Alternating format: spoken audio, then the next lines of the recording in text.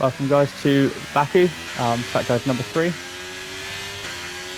Let's do a little lap around, show you some rough braking points, or at least what I use. So coming down into turn 1 then, just after this 150 board, is a pretty good braking point. Down into, I like to use third gear here.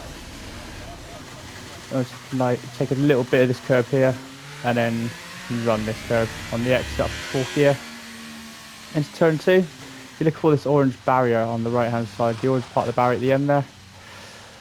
Anywhere between that and the sign on the right hand side there, the blue circle, the cross through it, anywhere between that is where you want to be braking, and you want to be as close to the barriers as you can to maximise the entry. Corners, again down into third gear for this left-hander, and then on the power as soon as you can on the exit, the full foot before the DRS zone ideally.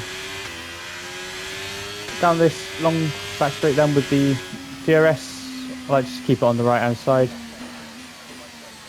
And then my braking point here is this darker patch on the track here.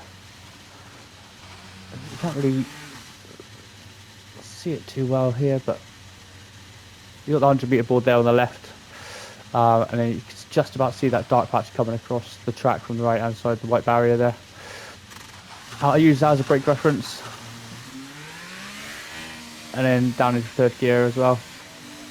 It's really important to really commit to this corner. You want to get on this apex and then run it out as close to the wall as you can before coming over to the left, then braking just about the 50 meter board, and then open this corner up as well. Getting nice and early on the power. Good exit here. There's not a lot of time between this corner and the next corner. So for this tricky little left right, just before the 50 meter board, or yeah, around the 50 meter board, into fourth gear on the entry. Keep it as close to the left as you can. Third gear to open up the right. That'll be on the power, nice and early through there. One of the corners I do struggle with the most is this next braking zone.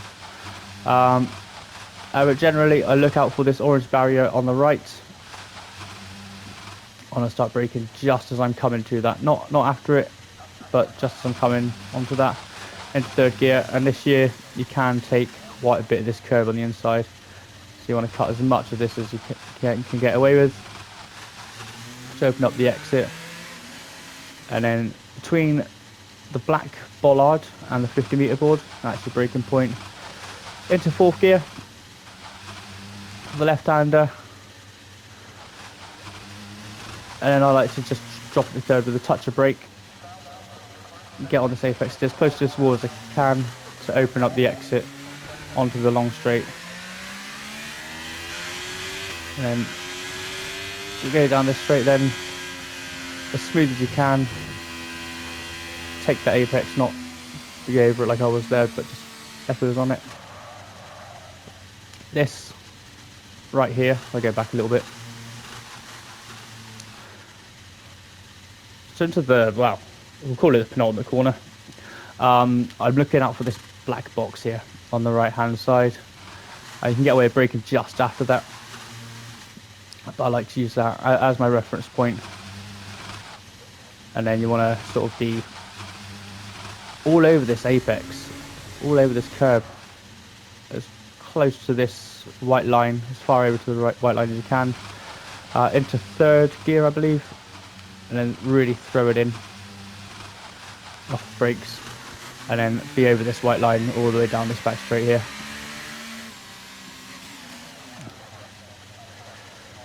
For the final corner, the proper final corner as I say, the start of the building on the right, just after the 100 meter board, maybe somewhere in this gap when this building ends, the start of this building, be coming down and turning just before the start of this apex into third. You can use fourth, I use third, but fourth works very well on the power as early as you can.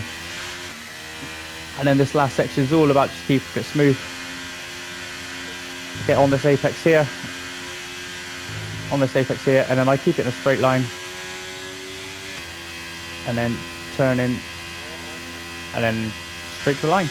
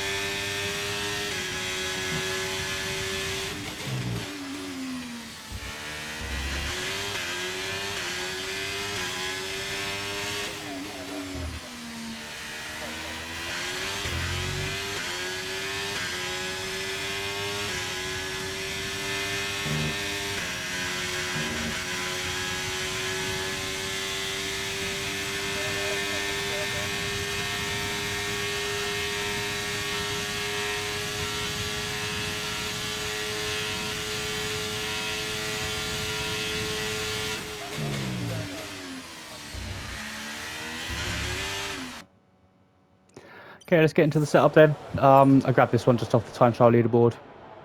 I've used it in a couple of races here as well, and it does feel like a tidy setup. Do want to play around with the brake bars a little bit around this circuit as well. So we're looking at 13, 15 wings. I have dabbled with 14, 14, which does feel okay as well. A 15, 13 just gives it a nicer balance, I found. 58, 50, you get on that throttle quite early. A lot of corners. Front camber, top one to the right, and then the bottom three to the left. Suspension 25/16. I played around with 36 as well, 30 and then 6 on the rear. It just felt too stiff on the rear, and I was on the front, and I was losing the rear a little bit more. So I went back to this, and it just felt instantly a lot better. Same with the anti-roll bar. I went to the opposite way around, 6-1, and I just didn't feel good at all. This setup is pretty much, I feel, bang on anyway. Ride height, it's a smooth track, as you're not riding over a lot of curbs really. The ones you do ride are low enough to be able to take it, and you haven't got half the car over any of the curbs, apart from in the middle sector, but that's one corner. There's no point sacrificing any straight line speed for one corner around here. Brake bias 55 100. I think it was 54 100, but I just found I was locking up way too much. 55, maybe 56 for the race. I bring it down to 57, 58 throughout the stint, just to help look after the tyres, because the tyre wear is really harsh around here. Temperatures, I just keep them exactly the same as they are for the race as well. Well, I hope you've enjoyed that, guys. Follow my league progress. I'm back racing again this week on Rayner's Racing League Monday nights. RRL _undead on Twitch.